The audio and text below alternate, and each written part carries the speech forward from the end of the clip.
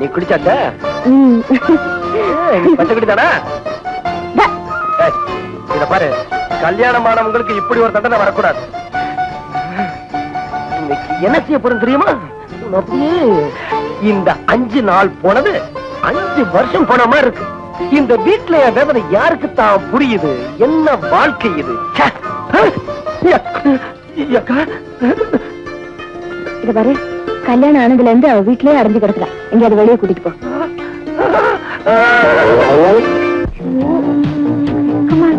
சரி, வெக்கப்படாம வா.